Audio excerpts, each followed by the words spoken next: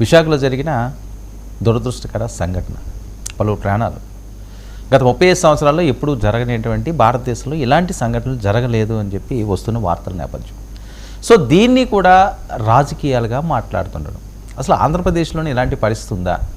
సరే, చనిపోయిన వాళ్ళని ఎవరో కావాలని చనిపోమని చెప్పరు. వైసీపీ హయాంలో అయినప్పటికీ ఆ పాలిమార్స్ అది జరిగింది. అప్పుడు కూడా వైసీపీ చేతకాంతనమో లేకపోతే ఇంకో చేతకాంతనమో, ఇప్పుడు కూటమి చేతకాంతనమో, ఇలాంటి మాటలు ఎందుకు వస్తున్నాయి? ప్రమాదాలు జరగకుండా నివారించే విధంగా ఆలోచనలు చేయాలి. ప్రభుత్వాలు దానికి తగ్గట్టుగా బాధ్యత వహించాల్సిన అవసరం ఉంది.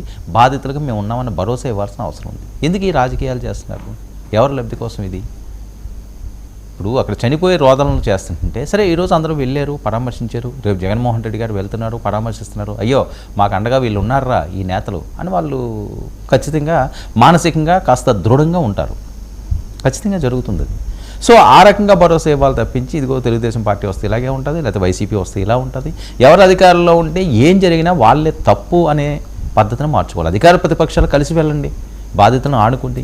మీ పార్టీల తరపున కూడా, ప్రభుత్వం తరపునే కాదు, మీ పార్టీల తరపున కూడా వాళ్ళకి సాయం చేయండి. ఎవరు వద్దన్నారు? మంచిదే కదా. కష్టాల్లో ఉన్నవాడికి, ఆకలితో ఉన్నవాడికి 4 ముద్దలు పెడితే దేవుళ్ళ చూసుకుంటాడు. అలాగే కష్టాల్లో ఉన్న వాళ్ళకి కూడా మేము ఉన్నామన్న భరోసా ఇస్తారనే కదా, ఆ మంచి చేస్తారనే కదా మిమ్మల్ని గద్దెన ఎక్కించుకున్నారు. సో దాన్ని విస్మరించడం మంచి పరిణామం కాదు. సో కార్మికుల భద్రత, ప్రైవేటీకరణ, ఈ అంశాలన్నీ కూడా ఇప్పుడు మళ్ళీ తెర మీదకి వస్తున్నాయి. మొదటి నుంచి కూడా స్టీల్ ప్లాంట్ అన్నది అదొక చరిత్ర. ఎంతోమంది ప్రాణత్యాగాలతో పుట్టిన ప్లాంట్ అది, ఆ ఉక్కు కర్మాగారం. దాని మీద ఏదో విషం కక్కుతానే ఉన్నారు, దాన్ని ఇబ్బందికరంగా చేస్తున్నారు. ఏదో కుక్కను చంపాలంటే పిచ్చి కుక్క అని ముద్రేసినట్టుగా ఇంకా అది ఎందుకు పనికిరాదు అని చెప్పి పాటల కింద అమ్మేస్తున్నారని చాలా ఎక్కువగా జరుగుతున్న ప్రచారం కదా. దాన్ని కాపాడుతామన్న భరోసా అయితే ఈరోజు ఇస్తున్నారు నేతలందరూ. మొదటి నుంచి ఇస్తున్నారు, ఈ రోజు ఇస్తున్నారు. మా వాళ్ళ నిలబడింది అని చెప్పి మాట్లాడుతున్నారు. ఎవరి వాళ్ళ నిలబడినా కొన్ని లక్షల మంది జీవనోపాధి అది. ఆ ప్లాంట్ సామాన్యంగా రాలేదు, అది ఎంతోమంది ప్రాణత్యాగాల ఫలితం అది. విశాఖ స్టీల్ ప్లాంట్ చరిత్ర ఒక్కసారి సోకాల్డ్ నాయకులు తెలుసుకోవాలి. విశాఖకు ఒక మణిహారం, ప్రైడ్ దేశానికే. అంత గొప్ప స్టీల్ తయారీ అవుతుంది ఈ ఉక్కు కర్మాగారంలో. దానికి ఒక ప్రత్యేకత కూడా ఉంది విదేశాల్లో కూడా. అలాంటి దాన్ని రాజకీయాల కోసం సింపుల్గా ఏవేవో మాటలనేసి ఏవేవో చేసేసి ఆ కార్మికులు సరిగ్గా పనిచేయట్లేదంటారు, ఆ కార్మికులు ఏమైనా ఆ పార్టీ వాళ్ళు అంటారు, ఆందోళన చేసిన వాళ్ళందరూ మా వాళ్ళు కాదంటారు. మీ వాళ్ళు మా వాళ్ళు ఏంటి? మీ వాళ్ళు మా వాళ్ళు ఏంటి? ప్రజల వాళ్ళు, మిమ్మల్ని ఓట్లేసి గెలిపించిన వాళ్ళు. ఓట్లు ఇయ్యకపోయినా, ఒకవేళ మీకు వాళ్ళు ఓట్లు వేయరు అనుకున్నా సరే వాళ్ళ బాధ్యత మీరే తీసుకోవాలి.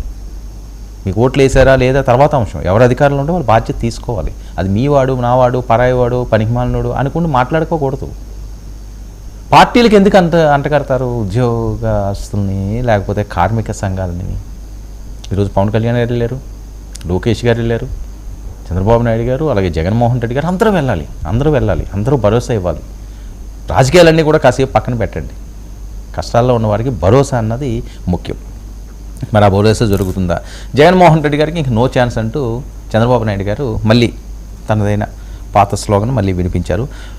ప్రజలు జగన్ నమ్మే పరిస్థితి ఇక లేదు అన్నది ఆయన మాట్లాడుతున్నారు. అధికారం పోయినా అహంకారం పోలేదు అని చెప్పి మళ్ళీ జగన్మోహన్ రెడ్డి గారి మీద ఆయన మాట్లాడు. ఇది కూడా పెద్ద ఎత్తున వైరల్ అవుతుంది. గొడ్ల పార్టీ నెవర్ అగైన్ అనే నినాదాన్ని చంద్రబాబు నాయుడు గారు మాట్లాడుతూ వైసీపీ వాళ్ళు మళ్ళీ దానికి రివర్స్ దాడులు చేస్తున్నారు.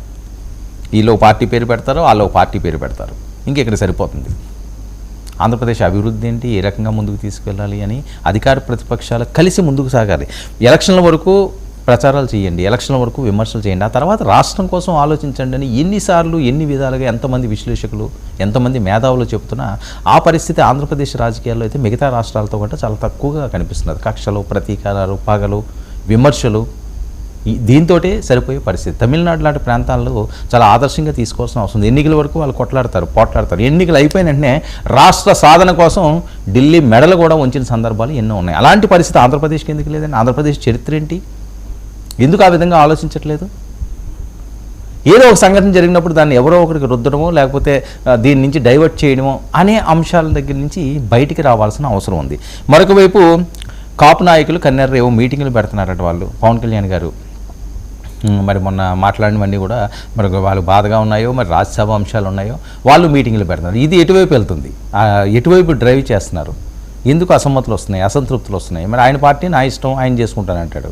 సరే, మీ ఏమున్నాయో మీ పార్టీలో లేకపోతే మీ అభిమాన సంఘాలు ఏమున్నాయంటే మీరు నచ్చేది చేసుకోండి. ఇప్పుడు కలిసి ఉందాం అనుకుంటే కలిసి ఉండాలి, కలిసి లేదు అనుకుంటే ఎవరి ద్వారా వాళ్ళు చూసుకోవాలి. ఒకే దగ్గర ఉద్యోగం చేయాలి అనుకుంటే పర్వాలేదు, కానీ ఆ ఉద్యోగాలు అందరికీ అక్కడే దొరకాలి కదా. ఒక్కొక్కరికి ఒక ఉద్యోగం ఉంటుంది. నువ్వు ఐటీఐలో ఉంటే ఇంకొకరు ఇంకో రైల్వే అవుతాడు, ఇంకొకటి ఇంకోటి అవుతాడు, ఇంకోటి అవుతాడు.